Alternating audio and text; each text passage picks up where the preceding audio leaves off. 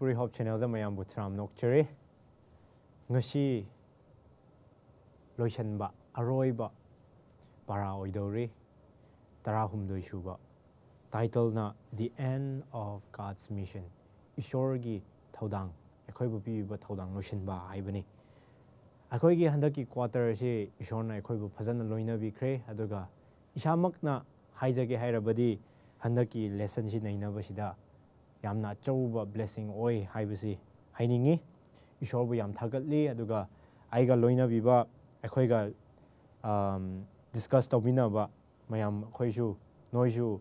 blessing ni haina khalam gani aduga yengbiriba mayam noina su blessing ni haina lawi lawgani haina khali aduna ekhoina ngasigi parasi hodringai da aina agi brother generate mabu prasna tawina ba mana tawina ba haijare short agency Sir Lay by Ipa Shore, Nakpungam Kay Tana Tagatli, Koi, Nashiki lesson study as a Ipa, Nangon the Yawu, Haina, Naki Kuyaka in Nizavani, Hazen on Java Kutimang Ipana Hana Tabu, and the Purpose of Christ came in Nizavani. Amen. Amen. Yam Tagatare Nashigi Parashigi key text, Bible text, as she kaidi low matamda, 2 Peter chapter 3, verse 11 and 12. To the high, Pot Pum Namak Mato Ashumna, Tumki Gadaba, Maramna. Sheng pan bada amashung ishor ning bada nakhoi karamba makhalgi mi oi oigadage haiba khalu ishorgi numit yangna lakpa adu khaurangna ngaiduna leyu haina leiri revelation gi lyric asi ekhoina yengma matamda loishanbagi taimungban loishanbagi maramda Madugi matangda yam iduna leiri karamaina Satan phattabaga magi seboksing karamaina maina tumna mangkhigani manghangani haibasi ekhoina pawa phangani revelation da adubu ngasi ekhoigi handaki lesson para asida tarahumdoi para asida revelation si konagi prophecy udhan mangata natana karamaina thaudang puba ishorgi thaudang si karamaina utpibano haibasi ekhoina neinagani Ana handaki lesson aroiba lesson trahumdoisi ekhoina phajana neinasi phajana khangminasi Sunday portion ekhoina chatpa matamda revelation God's last day mission aroiba matamgi loishanba matamgi thaudang si karino haibasi ekhoina sida topic sida pidun leiri revelation chapter 1 se ekhoina 1 verse 1 to 7 je paba matamda ekhoina kari khangbra ha kari paba matamda kari khangbra haiba matamda ekhoina three members of the Godhead Ishor Mapa Thawai Shengba Duga Machanupa Shigi Pulap Moy Ohumna Karmaina Punjillaga Taimungpan si Shem Kibono Aduga Taimungpan ki Thaudang Simana Karmain Pubono Haibasi Ekoina Khangmangami Maduda Ekoina Thawai Ashengbasina Ekoigi Marakta Ishor Jishuna Sarga Kakibada Thawai Ashengbaduna Laktuna Maki Sheboksingda Mana Thawai Ashengbaduna empower Toraga Shakti Piduna Moina Karamaina Ishorgi Thaudang Pubuno Haibda Koina Khangmangami Madudagi Revelation chapter 1 verse 5 ta firstborn of the dead Jishugi Matangda Koina Power Pangami Aduga Karamaina Jishuna Shibi Krabagi Matungda Mana Taiwang Banda Mana Mapu Oikibano Muka Papta Taraga Papta Ekoi Minai oiraga leiba punsi asi karmaina magi ina ekhoi ngonda kanbibano haibida khoina khangmangami aduna ishorgi thawai ishorgi nungshiba magi isina ekhoigi tukachaba ekhoigi ikaina ba oiba papta leibasi ekhoi ngonda kanbiduna ekhoi bu senghanbiye hai aduna ishorgi thaudang asi siduna leiriba misingbu kanbiba ngakta natana Moibu hak chupi hai karamba hak no haiba matamda ishorgi macha oihanba gi hak chi phangi haiduna leiri aduna aikhoina ishorgi e na kanbi khabanina aikhoisu ishorgi e ga ama oi hai ishorgi e ga ama oibigi matungina ningthau singi ningthau oiduna leiriba mapu singi mapu oiduna leiriba ishorgi e aikhoi ngonda chenma matamda 1 Peter chapter 2 verse 9 haibagumna Aikhoisu Ningthorelgi E Pudun Lei Haidun Leiri Aduna Ngasi Revelation chapter 1 verse 7 Akoina Paba Matamda ꯑꯩꯈꯣꯏꯅ ꯈꯪꯕ ꯉꯝꯃꯤ ꯃꯗꯨꯗꯤ ꯊꯧꯗꯥꯡ ꯑꯁꯤ ꯄꯨꯅꯕ ꯀꯌꯥꯝ ꯃꯇꯝ ꯇꯦꯟꯈ꯭ꯔꯕꯅꯣ ꯗꯔꯀꯥꯔ ꯀꯌꯥꯝ ꯂꯩꯕꯅꯣ ꯊꯧꯗꯥꯡꯁꯤ ꯄꯨꯅꯕ ꯍꯥꯏꯕꯁꯦ ꯑꯩꯈꯣꯏꯅ ꯈꯪꯕ ꯉꯝꯃꯤ ꯑꯗꯨꯅ ꯏꯁꯣꯔ ꯂꯥꯛꯀꯗꯧꯔꯦ ꯏꯁꯣꯔꯒꯤ ꯃꯥꯅ ꯑꯅꯤ ꯁꯨꯕꯁꯦ ꯂꯥꯛꯀꯗꯧꯔꯦ ꯍꯥꯏꯅ ꯑꯩꯈꯣꯏ ꯁꯪꯁꯥꯔꯁꯤꯗ ꯂꯩꯔꯤꯕ ꯃꯤꯁꯤꯡꯅ ꯈꯧꯔꯥꯡꯅ ꯀꯞꯇꯨꯅ ꯋꯥꯗꯨꯅ ꯂꯩꯔꯤꯕ ꯃꯤꯁꯤꯡ ꯑꯁꯤꯗ ꯀꯔꯝꯍꯥꯏꯅ ꯏꯁꯣꯔꯒꯤ ꯄꯥꯎ ꯄꯤꯒꯗꯒꯦ ꯍꯥꯏꯕꯁꯤ ꯑꯩꯈꯣꯏꯅ ꯈꯪꯐꯝ ꯊꯣꯛꯏ ꯍꯥꯏꯗꯨꯅ ꯂꯩꯔꯤ ꯑꯗꯨꯅ ꯏꯁꯣꯔꯅ ꯖꯤꯁꯨꯅ ꯄꯥꯞꯇ ꯇꯥꯗꯨꯅ ꯂꯨꯞꯇꯨꯅ ꯂꯩꯔꯤꯕ ꯃꯤꯁꯤꯡꯁꯤꯕꯨ ꯀꯧꯔꯛꯅꯕ ꯍꯥꯏꯕꯁꯤ ꯃꯥꯅ ꯈꯧꯔꯥꯡꯗꯨꯅ ꯂꯩꯔꯤ ꯍꯥꯏꯗꯨꯅ ꯂꯩꯔꯤ ꯑꯗꯨꯅ ꯉꯁꯤ ꯑꯩꯈꯣꯏꯁꯨ ꯑꯁꯤꯒꯨꯝꯕ ꯁꯤꯆꯨꯋꯦꯁꯟ ꯑꯁꯤꯒꯨꯝꯕ ꯃꯇꯝꯁꯤꯗ ꯏꯁꯣꯔꯒꯤ ꯏꯅ ꯁꯦꯡꯕꯤꯈ꯭ꯔꯕꯒꯤ ꯃꯇꯨꯡꯏꯟꯅ ꯏꯁꯣꯔꯒꯤ ꯃꯤ ꯑꯃ ꯑꯣꯏꯈ꯭ꯔꯕꯒꯤ ꯃꯇꯨꯡꯏꯟꯅ ꯑꯩꯈꯣꯏꯁꯨ ꯈꯪꯗꯕ ꯄꯥꯞꯇ ꯂꯨꯞꯇꯨꯅ ꯂꯩꯔꯤꯕ ꯑꯇꯣꯞꯄ ꯏꯁꯣꯔ ꯈꯪꯅꯕ ꯖꯤꯁꯨ ꯈꯪꯅꯕ ꯃꯤꯁꯤꯡꯕꯨ ꯑꯩꯈꯣꯏꯁꯨ ꯀꯔꯝꯍꯥꯏꯅ ꯃꯣꯏꯕꯨ ꯊꯧꯗꯥꯡ ꯄꯨꯒꯗ꯭ꯔꯥ ꯀꯔꯝꯍꯥꯏꯅ ꯄꯨꯒꯅꯤ ꯍꯥꯏꯕꯁꯤ ꯑꯩꯈꯣꯏꯅ ꯉꯁꯤ ꯈꯟꯁꯤ ꯗꯔꯀꯥꯔ ꯂꯩꯕꯁꯤ ꯀꯌꯥꯝ ꯗꯔꯀꯥꯔ ꯂꯩꯕꯅꯣ ꯀꯌꯥꯝ ꯊꯨꯒꯗꯕꯅꯣ ꯍꯥꯏꯕꯁꯤ ꯑꯩꯈꯣꯏꯅ ꯉꯁꯤ ꯈꯟꯁꯤ ꯍꯥꯏꯕꯁꯤ ꯍꯥꯏꯅꯤꯡꯉꯤ ꯑꯗꯨꯅ ꯃꯟꯗꯦ ꯄꯣꯔꯁꯟꯗ ꯗ 3 angel message ꯑꯗꯨꯒ ꯃꯥꯒꯤ ꯊꯧꯗꯥꯡꯁꯤ ꯀꯔꯤꯅꯣ ꯍꯥꯏꯕꯁꯤ ꯑꯩꯒꯤ ꯕ꯭ꯔꯥꯗꯔ ꯖꯦꯅꯔꯦꯜ ꯃꯥꯕꯨ ꯃꯇꯝ ꯄꯤꯖꯔꯤ ꯃꯥꯅ ꯂꯧꯕꯤꯁꯤꯅꯤ ꯌꯥꯝ ꯅꯨꯡꯉꯥꯏꯖꯔꯦ ꯗ 3 angels message and mission ꯀꯣ ꯁꯔꯒꯔꯗꯨ ꯑꯍꯨꯝꯗꯨꯒꯤ ꯃꯈꯣꯏꯒꯤ ꯋꯥꯄꯥꯎ ꯑꯃꯗꯤ ꯃꯗꯨꯒꯤ ꯊꯧꯗꯥꯡ ꯑꯁꯤ ꯀꯩꯅꯣ ꯍꯥꯏꯕꯁꯦ ꯈꯤꯇꯪ ꯀꯨꯞꯊꯅ ꯅꯩꯅꯁꯦ ꯃꯔꯝꯗꯤ ꯑꯩꯈꯣꯏꯒꯤ ꯍꯟꯗꯛꯀꯤ ꯏꯁꯣꯔꯒꯤ ꯊꯕꯛꯁꯦ ꯂꯣꯏꯁꯤꯟꯕ ꯌꯥꯅꯕ ꯃꯁꯤꯒꯤ ꯃꯦꯁꯦꯖ ꯑꯁꯦ ꯑꯗꯨꯛꯀꯤ ꯃꯇꯤꯛ ꯃꯔꯨ ꯑꯣꯏꯌꯦꯕ ꯑꯩꯈꯣꯏꯒꯤ 7th day ꯑꯦꯗꯚꯦꯟꯇꯤꯁ ꯑꯣꯏꯔꯤꯕ ꯉꯁꯤ ꯑꯩꯈꯣꯏꯅ ꯏꯁꯣꯔꯒꯤ ꯁꯥꯈꯤ ꯇꯧꯕ ꯃꯤꯅꯦ ꯑꯃꯃꯝ ꯑꯣꯏꯔꯤꯕꯁꯤꯡꯁꯦ ꯍꯥꯏꯔꯤꯕ ꯑꯩꯈꯣꯏꯒꯤ 3 angels ꯃꯦꯁꯦꯖꯇ ꯕꯦꯁ ꯇꯧꯕꯅꯦꯕ ꯃꯔꯝꯗꯤ ꯑꯩꯈꯣꯏꯒꯤ ꯁꯝꯂꯞꯅ ꯑꯩꯈꯣꯏꯒꯤ 3 angels ꯃꯦꯁꯦꯖꯁꯦ ꯀꯩꯅꯣ ꯍꯥꯏꯕꯗ ꯑꯍꯥꯟꯕꯗ ꯄ꯭ꯔꯤꯊꯤꯕꯤ ꯃꯥꯂꯦꯝ ꯁꯦꯝꯂꯤꯕ ꯃꯍꯥꯛꯄꯨ ꯈꯨꯔꯨꯝꯃꯨ ꯑꯅꯤꯁꯨꯕꯗꯅ ꯏꯁꯣꯔꯒꯤ ꯅꯠꯇꯕ ꯏꯁꯣꯔꯕꯨ ꯈꯨꯔꯨꯝꯗꯕ ꯏꯁꯣꯔꯒꯤ ꯃꯥꯌꯣꯛꯇ ꯂꯩꯕꯁꯤꯡ ꯀꯣ ꯅꯈꯣꯏꯗꯤ ꯇꯨꯝꯅ ꯃꯥꯡꯒꯅꯤ ꯀꯣ ꯅꯈꯣꯏꯗꯤ ꯑꯃꯥꯡꯕꯅꯤ ꯍꯥꯏ ꯑꯗꯨꯒ ꯑꯔꯣꯏꯕꯗ ꯏꯁꯣꯔꯒꯤ ꯅꯠꯇꯕ ꯏꯁꯣꯔꯒꯤ ꯃꯥꯌꯣꯛꯇ ꯂꯩꯕꯁꯤꯡꯗꯨꯗꯤ ꯍꯌꯦꯡ ꯏꯁꯣꯔꯒꯤ ꯑꯁꯥꯎꯕ ꯈꯨꯗꯤꯡꯃꯛ ꯑꯗꯣ ꯃꯩ ꯍꯧꯕꯗꯣ ꯑꯗꯨ ꯐꯪꯒꯅꯤ ꯃꯥꯌꯣꯛꯅꯕ ꯐꯪꯒꯅꯤ ꯍꯥꯏꯕꯁꯦ ꯑꯩꯈꯣꯏ 3 angels ꯃꯦꯁꯦꯖꯅꯦ ꯑꯗꯨꯅ ꯑꯩꯈꯣꯏꯅ ꯔꯦꯚꯤꯂꯦꯁꯟꯗ ꯅꯩꯅꯕ ꯃꯇꯝꯗꯀꯣ ꯔꯦꯚꯤꯂꯦꯁꯟꯁꯤꯗ ꯀꯔꯤ ꯌꯥꯎꯏ ꯍꯥꯏꯕꯗ ꯑꯐꯕ ꯑꯃꯗꯤ ꯐꯠꯇꯕ ꯃꯈꯣꯏꯒꯤ ꯍꯌꯦꯡ ꯑꯔꯣꯏꯕꯗ ꯀꯃꯥꯏꯅ ꯑꯣꯏꯒꯅꯤ ꯍꯥꯏꯕꯗꯣ ꯑꯩꯈꯣꯏꯅ ꯎꯕ ꯐꯪꯉꯦꯕ ꯑꯗꯨꯅ ꯕꯥꯏꯕꯜ ꯇꯦꯛꯁ ꯑꯩꯈꯣꯏꯒꯤ ꯔꯦꯚꯤꯂꯦꯁꯟ 12ꯀꯤ 12ꯇꯀꯣ ꯃꯅꯤꯄꯨꯔꯤ ꯕꯥꯏꯕꯜꯗ ꯑꯁꯨꯝꯅ ꯍꯥꯏꯌꯦ ꯃꯔꯝ ꯑꯗꯨꯅ ꯑꯇꯤꯌꯥ ꯅꯣꯡꯗꯣꯟ ꯑꯃꯁꯨꯡ ꯃꯗꯨꯗ ꯂꯩꯔꯤꯕ ꯅꯈꯣꯏ ꯍꯔꯥꯎꯖꯔꯣ ꯃꯥꯂꯦꯝ ꯑꯃꯁꯨꯡ ꯁꯃꯨꯗ꯭ꯔꯗ ꯂꯩꯕ ꯅꯈꯣꯏ ꯑꯋꯥꯕꯅꯤꯗ ꯃꯔꯝꯗꯤ ꯃꯍꯥꯛꯀꯤ ꯃꯇꯝ ꯇꯦꯜꯂꯤ ꯍꯥꯏꯕ ꯗꯤꯌꯥꯕꯣꯜꯅ ꯈꯪꯕ ꯃꯔꯝꯅ ꯃꯍꯥꯛ ꯌꯥꯝꯅ ꯃꯩ ꯍꯧꯅ ꯁꯥꯎꯗꯨꯅ ꯅꯈꯣꯏꯗ ꯀꯨꯝꯊꯔꯦ ꯃꯁꯤꯒꯤ ꯕꯥꯏꯕꯜ ꯇꯦꯛꯁ ꯑꯁꯤꯗ ꯑꯩꯈꯣꯏꯅ ꯀꯔꯤ ꯎꯏ ꯍꯥꯏꯕꯗ ꯁꯩꯇꯥꯟꯁꯦ ꯃꯍꯥꯛꯀꯤ ꯃꯇꯝ ꯂꯣꯏꯗꯧꯔꯦ ꯍꯥꯏꯕꯁꯦ ꯈꯪꯉꯦꯕ ꯑꯩꯈꯣꯏꯅ ꯄ꯭ꯔꯤꯊꯤꯕꯤꯁꯦ ꯍꯧꯖꯤꯛ ꯌꯦꯡꯕ ꯃꯇꯝꯗ ꯑꯗꯨꯛꯀꯤ ꯃꯇꯤꯛ ꯐꯠꯇꯕ ꯍꯥꯏꯕꯁꯦ ꯉꯝꯈꯩ ꯊꯦꯡꯅ ꯌꯧꯔꯦꯕ ꯑꯗꯨꯅ ꯁꯩꯇꯥꯟꯅ ꯃꯍꯥꯛꯀꯤ ꯃꯇꯝꯁꯦ ꯂꯣꯏꯗꯧꯔꯦ ꯍꯥꯏꯕꯒꯤ ꯈꯪꯕ ꯃꯄꯥꯟꯅ ꯑꯁꯥꯎꯕꯒ ꯂꯣꯏꯅꯅ ꯃꯍꯥꯛꯁꯦ ꯄ꯭ꯔꯤꯊꯤꯕꯤꯗ ꯂꯩꯔꯤꯕ ꯃꯤ ꯈꯨꯗꯤꯡꯃꯛꯁꯦ ꯀꯃꯥꯏꯅ ꯃꯥꯡꯍꯟꯒꯅꯤ ꯍꯥꯏꯕꯁꯦ ꯀꯟꯅ ꯍꯣꯠꯅꯔ ꯂꯩ ꯑꯗꯨꯅ ꯑꯩꯈꯣꯏꯒꯤ ꯃꯤꯁꯟ ꯀꯣ ꯏꯁꯣꯔꯒꯤ ꯃꯤ ꯑꯃ ꯑꯣꯏꯅ ꯇꯧꯕ ꯌꯥꯕꯗꯤ ꯀꯩꯅꯣ ꯍꯥꯏꯕꯗ ꯁꯩꯇꯥꯟꯒꯤ ꯃꯍꯥꯛꯀꯤ ꯇꯧꯔꯤꯕ ꯃꯑꯣꯡꯁꯦ ꯃꯤꯄꯨꯝ ꯈꯨꯗꯤꯡꯃꯛꯇ ꯍꯥꯏꯗꯣꯛꯄ ꯁꯩꯇꯥꯟꯅ ꯁꯨꯝꯅ ꯇꯧꯕꯅꯦ ꯑꯗꯨꯅ ꯑꯩꯈꯣꯏꯗꯤ ꯏꯁꯣꯔꯗ ꯂꯥꯛꯎ ꯏꯁꯣꯔꯗ ꯆꯪꯖꯧ ꯑꯗꯨꯒ ꯀꯟꯕꯤꯕ ꯐꯪꯒꯅꯤ ꯍꯥꯏꯕꯁꯦ ꯑꯩꯈꯣꯏꯒꯤ ꯃꯤꯁꯟꯅꯦꯕꯀꯣ ꯑꯗꯨꯒ ꯍꯌꯦꯡ ꯄ꯭ꯔꯤꯊꯤꯕꯤ ꯂꯣꯏꯕ ꯃꯇꯝꯗ ꯑꯩꯈꯣꯏ ꯏꯁꯥꯅ ꯐꯤꯔꯦꯞ ꯑꯃꯃꯝ ꯂꯦꯞꯀꯗꯕꯅꯦꯕ ꯀꯔꯝꯕ ꯐꯤꯔꯦꯞꯅꯣ ꯍꯥꯏꯕꯗꯤ ꯑꯍꯤꯡꯕꯗ ꯅꯪ ꯇꯤꯟꯒꯗ꯭ꯔꯥ ꯑꯃꯗꯤ ꯑꯁꯤꯕꯗ ꯌꯥꯎꯒꯗ꯭ꯔꯥ ꯍꯥꯏꯕꯗꯣ ꯑꯗꯨꯅ ꯇꯥꯏꯕꯪꯄꯥꯟ ꯑꯁꯤ ꯂꯣꯏꯗ꯭ꯔꯤꯉꯩꯗ ꯑꯩꯈꯣꯏ ꯏꯁꯣꯔꯒꯤ ꯑꯐꯕ ꯄꯥꯎ ꯄꯨꯕ ꯃꯤ ꯑꯃꯃꯝ ꯑꯣꯏꯅ ꯑꯩꯈꯣꯏꯒꯤ ꯃꯤꯁꯟ ꯑꯗꯨꯗꯤ ꯇꯥꯏꯕꯪꯄꯥꯟꯗ ꯍꯌꯦꯡ ꯑꯔꯣꯏꯕꯗ ꯀꯔꯤ ꯊꯣꯛꯀꯅꯤ ꯍꯥꯏꯕꯁꯦ ꯑꯗꯨ ꯑꯩꯈꯣꯏꯒꯤ ꯏꯊꯧꯅꯦꯕꯀꯣ ꯃꯌꯥꯝꯗ ꯍꯥꯏꯗꯣꯛꯄ ꯑꯗꯨꯒ ꯔꯤꯚꯤꯂꯦꯁꯟꯒꯤ ꯉꯁꯥꯏꯒꯤ ꯑꯩꯈꯣꯏꯒꯤ 3 angels ꯃꯦꯁꯦꯖꯁꯦ ꯑꯩꯈꯣꯏꯒꯤ ꯉꯁꯥꯏ 7th day ꯑꯦꯗꯚꯦꯟꯇꯤꯁꯀꯤ ꯊꯤꯝꯅꯦꯕꯀꯣ ꯃꯗꯨꯗ ꯑꯩꯈꯣꯏꯅ ꯃꯔꯨ ꯑꯣꯏꯅ ꯅꯩꯅꯒꯗꯕꯗꯤ ꯏꯁꯣꯔ ꯃꯍꯥꯛꯁꯦ ꯑꯩꯈꯣꯏꯒꯤ ꯀꯟꯕꯤꯕ ꯃꯄꯨꯅꯦ ꯃꯍꯥꯛ ꯈꯛꯇꯗ ꯑꯩꯈꯣꯏꯅ ꯆꯪꯖꯔꯕ ꯃꯇꯨꯡꯗ ꯑꯩꯈꯣꯏ ꯀꯟꯕꯤꯕ ꯐꯪꯒꯅꯤ ꯍꯥꯏꯕꯁꯦ ꯑꯩꯈꯣꯏꯒꯤ ꯃꯦꯁꯦꯖ ꯑꯣꯏꯒꯗꯕꯅꯦꯕꯀꯣ ꯑꯗꯨꯅ ꯏꯁꯣꯔꯒꯤ ꯊꯕꯛ ꯇꯧꯕ ꯃꯤ ꯑꯃꯃꯝ ꯑꯣꯏꯅ ꯑꯩꯅ ꯍꯥꯏꯅꯤꯡꯕꯗꯤ ꯂꯦꯁꯟ ꯑꯔꯣꯏꯕꯗ ꯀꯤꯔꯣꯏꯁꯤ ꯏꯁꯣꯔꯒꯤ ꯊꯕꯛ ꯇꯧꯕꯗ ꯏꯁꯣꯔꯒꯤ ꯊꯕꯛꯁꯤꯗꯤ ꯃꯄꯨꯡ ꯐꯥꯅ ꯑꯩꯈꯣꯏꯅ ꯇꯧꯔꯀꯥꯟꯗ ꯄ꯭ꯔꯤꯊꯤꯕꯤ ꯄꯨꯝꯕꯗ ꯁꯟꯗꯣꯛꯑꯀꯥꯟꯗ ꯏꯁꯣꯔꯒꯤ ꯊꯕꯛꯁꯤꯗꯤ ꯃꯄꯨꯡ ꯐꯥꯅ ꯂꯣꯏꯁꯤꯟꯒꯅꯤ ꯃꯔꯝꯗꯤ ꯃꯁꯤ ꯑꯩꯈꯣꯏꯒꯤ ꯂꯦꯁꯟꯅꯦꯕꯀꯣ ꯑꯗꯨꯅ ꯑꯁꯤ ꯍꯥꯏꯖꯔꯒ ꯃꯟꯗꯦ ꯂꯦꯁꯟꯁꯦ ꯑꯁꯨꯝꯅ ꯂꯣꯏꯁꯤꯟꯖꯔꯦ ꯑꯣꯀꯦ ꯌꯥꯝ ꯊꯥꯒꯠꯆꯔꯦ ꯑꯩꯒꯤ ꯕ꯭ꯔꯗꯔ ꯃꯥꯕꯨ ꯃꯟꯗꯦꯒꯤꯗꯃꯛ ꯇ꯭ꯌꯨꯁꯗꯦ ꯄꯣꯔꯁꯟ ꯍꯧꯖꯤꯛ ꯕ꯭ꯔꯗꯔ ꯀꯣꯔꯦꯡ ꯃꯥꯅ ꯂꯧꯕꯤꯅꯤ the final crisis Tuesday lesson the final crisis hairadi hojik aroibagi wathok lanthok ko awaba matam kriasira aduda afabaga phatabase koi hanasu the great controversy the koi khange afabaga phatabase lan tawraga leibini ko akoina isorna akoibu isorgi mine disciple ne hairadi akoigi damakta thaina gi disciple su hojik akoisu kari thabak pibibra hairaga challaga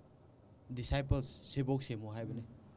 adu sebok se nangi mi da khakta semo haibnate mapam khuding da ko kana kana oigira jati khaida bida sebok semo haibane adu akoina kari gi isorna ngangba khuding ngasigi mamangi lesson da su mi pumna makta magi nungsibse unnangai gi ko adu semo haibase karigi sumaina mina mi pumna makpu yohanning bra hairadi ahanba gi reason first John 4 verse 8 da isor se nungsibni hai ko aduga isor se nungsibni adugi mipum khuding makpu nungsi akoi mana hairak puse adu khang natana nangse isor mi nungsidredi nang isor bu nungside isor bu khangde haibani aduna ahanba karigi isor na mi pumna makpu include tawno hairadi mi nungsibagi ani subada mase mi pum khuding makpu manghanning loina mak ahingba o lomba naidaba punsi du phanghanning adugi isor se akoina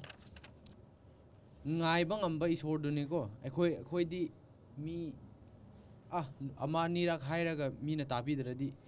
to ni dana adu isor de duna te akoina isa gi pap to khanjaradi hojik phawbo sumaina hingwa phangse isor gi mateng na ne go ado ahum subada kanbi achumbado takpiraga kanbi nangai gi mi loina makpu ko Timothy 1 Timothy 2 verse 4 da isor na kari isor se kanara hairadi mana mi pumna makpu kanbi ningba isor aduga achumba afaba watak se mi bu loi khanghanninge haye aduna hojikti akhoida kari pautak tampibra isorgi minai haisira seboksing da akhoi bu kari takpibra hairadi akhoi bu isorna tauba thabak Jesus Christana example oina mi isorgi Jesus Christa gi sibok oiredi Jesus Christana tauba thabak tau hairaga akhoi da haibene go adubu akhoi waroi si kari gi hairedi isorna akhoi gi kare hisira through us ko akhoi gi khuthang dagi mi bu bor pibi gi ni haye bor se akhoi gi khakta gi nate ko mi da su akhoi gi khuthang da bor pibi do adu khak natana akhoi bu lakchaba mi su isorna sirapi gi ni haye adu akhoi isorna akhoi bu mapam khuding da akhoi bu loina biye haibasi sida bhab tai aduga last da aroibada akhoi chatpham se mafam ani khaktane ko apha isor rom da Satan rom amana Satan rom da Revelations 13 ga 17 yingradi taibangi tradition papacy ko phataba mi singna mangdaw mi singna taibang pangi tradition ingni haye adubu isor gi mi singdi akhoi Revelations 14 verse 12 yengda kare hai brairaga isor gi yathang ngakpa mi sing aduga Jesus Christa gi thajaba thamba mi sing ko aduga aduna akhoi se aroibada akhoi se karumaina isorna judge tawrak tawbra hairadi akhoi gi isa gi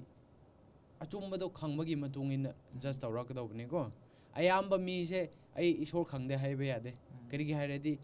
nature akhoi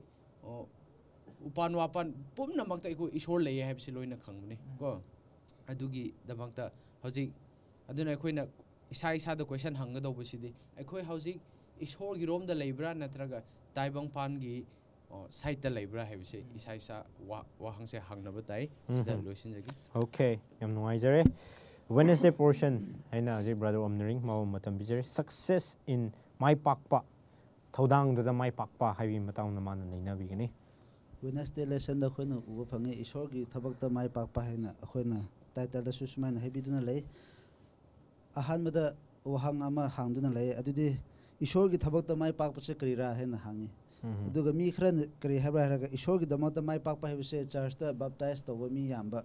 amasung church ki building phajaba saba natraga church ki chingluk sing thuna yam khalak pa asi se ishor gi thabak ta mai pak pa haina kawi haina su haina hoi chume adubu akhoina adugi mathata khoini yengma matamda polna 1 Corinthians chapter 3 verse 6 ta kari happy bra habsa khoini yengma matamda polna hai aina upan bise thaduna thae aduga Apollos na ising chai biduna lei aduga thabak tawbase kana tawbra haraga ishorna hauhal le aduna takpadi akhoi gi thabak se karira haraga akhoi gi thabak se thabak suba khatane aduga ishorna akhoina hona jabagi mamando ishorna bor pi gani habadi kari gra haraga ishordi mapu roiba ishorni mana mahaki misingbu matik chaba amama hauhangani akhoi gi duty di kari haraga ma thabak tawbiba ishor gi damata thabak tawbiba upan u thabiba asisibune akhoi thabak se aduga akhoina yeng phangani karam haina ishor gi tungin mase karam haina uba phangba habse akhoi yeng phangani habdi ishor gi tungin masidi akhoina John chapter 10 verse 27 da khona yengma matamda ishorna kare jisu kristan kare habraga yaw singna aigi khonjel masa khangi amasung mokhoina ayunda aina mokhoi aigi mising masa khangi aigi yaw sing masa khangi amasung ai yaw singna aibu tungin ngani haye asita kari ma asi context ibiba matamdi sefat oina iye yaw senba dumhaina iye habdi yawshenba na magi yawsing bu masa khange magi yawsing na yawshenba gi mapugi makhon da khange adum haina ishor na khoinda ai masa ai nangse ishor gi macha oragadi ishor gi khonjel se akhoina ta phangani aduna ishor gi khonjel se ta umtam akhoina ishor gi tungin base jisu krista gi tungin mase akhoina matik cha jisu krista gi tungin mase akhoina oiba phangani aduna jisu krista gi tungin bagi character se khara khoina yengse jisu krista gi tungin se loyal oye he puning seng he amasung jisu krista gi tungin ba mi sing se thawai seng ba moi mapun sida le he amasung thawai seng mana kari tak pi bra heraga mi mang liba mi sing sibu sagal lai bak ta chatna bagi damak kan bin ngai damak ta tambi he thawai seng mana adu khata na ta na moise oidaba ngangde amasung sajinaba holy oiba sajinaba asengba sajinaba tawde adubu moise asengba oye he holy oye he ishorgi jisu krista gi yawsin tungin basingse aduga mokhoina ishorgi yathang thugai de he aduga mi amadagi aina khwaidagi phai habse moina sumaina khande he aduga loina amuka mokhoi masa se aise pap chen ba mi ne habse moi masa na khangje ishorgi jisu krista gi tungin ba mi singsina aise pap chen ba mi ne habse identify to bongam he masa na aduna mokhoina amuka kari khangma ngamra haraga ishorgi mercy se mokhoina dakar oye habse amasung ishorgi kopiba gi forgiveness se moinda dakar oye habse moi khangma ngam asimse moi dakar oye habse moi khangma ngame aduga akhoina afaba jisu krista gi damada jisu krista gi tungin bo oge heraga di kari tawba ta heraga asidagi mamangda aina hakhiba mayam asigi quality se akhoina follow tawba ta si quality se follow tawba ngamagadi akhoina ishor gi thabakta mai pakpa amamam oiba ngamgani na ana sum haidinge duga sida John 1 John chapter 1 verse 8 kare heba akhoi pap leite hen isai thanda claim tawragadi akhoi se isai thanda mi number tai oigini he aduga amka verse 10 da kari uba phangba haraga akhoi gi pap se haidok saragadi isor di ngak piba ngamba isona akhoi bu ngak pi ge heraga leiba isoni akhoi pap kya di ngak pi ge haina leiba isoni aduna isogi tunginba ge heraga dargadi akhoi se humble oiba tai se haina smana hajaninge installation sida okay yam thagachare yam thagachare hajik Thursday portion aroiba Thursday portion agi brother Daniel mabu matam pijare ngasi quarter gi aroiba oina amasum lesson asigi lesson 13 sigi aroiba oina Thursday lesson sida akoina nainagadaba topic ase mission completed haibni go mission completed isorgi thotangdu losinba isorgi thotangdu losinba haibni sida biriba verse se Revelation 21 verse 1 to 4 Revelation 21 verse 22 almasum 22 verse 5 to the haibi karamna haibra haibam tamda new heaven and new earth hai anauba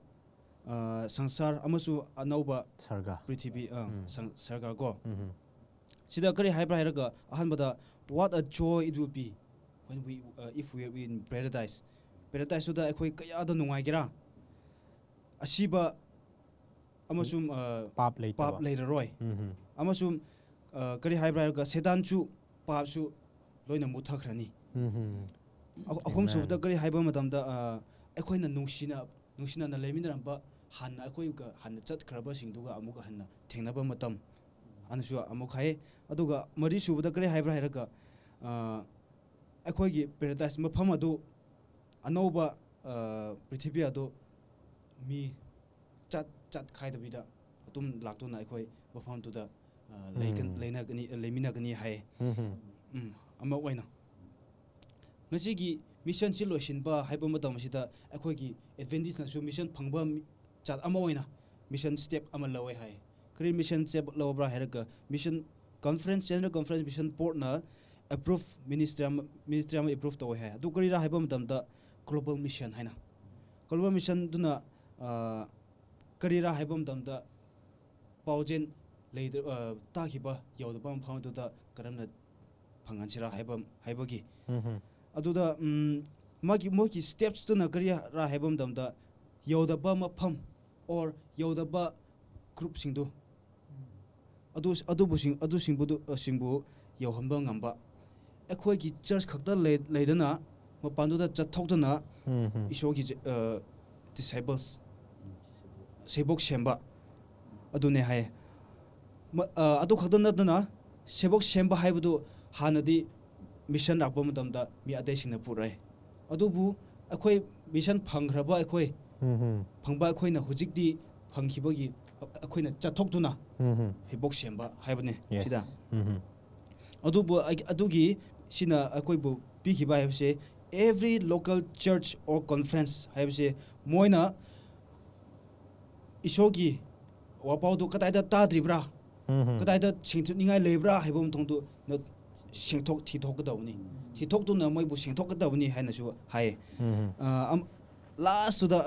second last gram na haibra hairaga matam to invest akoina isogi wapau invest togadaba matam to hojikni hojik adugi akoina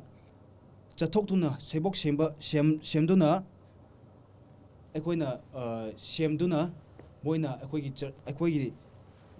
isogi da lakba matamda akoigi reward to shu pigini hai ado khakta natna akoi duna reward to krira haibam damda akoina paradise to leba mafam leba phangba anauba sarkar amasum anauba prithvi da akoina leba phangani adugi akoina and we will be all together in heaven and the earth haibani ko akoina pangthokpa adu akoina pangthokduna isogi manakto buduna akoi lemina gadaba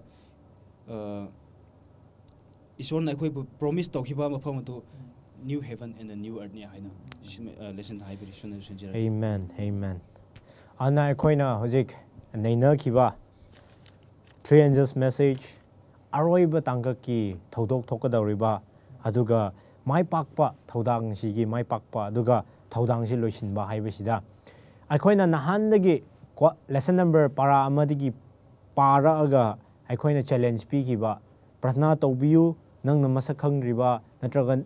mi mafam jati khangdaba mi singi loina makki damak prasna tawbiu haibado aikoina kona sargada leimina gadaba mi singasi nangna prasna tawbiramba mi du yauramba yai adu akoina khangsi aduna ngasi challenge asi aroi boina akoina sida wahang hangduna leiri nang kayam ishor lakpa ngaiduna leiribra nang kayam chet na ngaibra ngaidibra haibase akoinda wahang hangduna leiri aduga loinana nangna ishorgi nungsiba adu moigi thamoi nungda thabiduna leiribra moigi thamoi nungda hauhan biduna leiribra haibase question hangduna leiri maduga loinana nangna prasna tawbiraga kanba phangba miga leiramadi moibu khak thadopiganu aduga moina nauna isoronda thajaraga changjaba oirabadi moibu ising chaibiyo hairan leiri ana tha kharba natadana isingju chaibibagumna phajana hogatri phawba chaibibagumna akhoi ngasi chaibisi haina leiri ana ngasi akhoi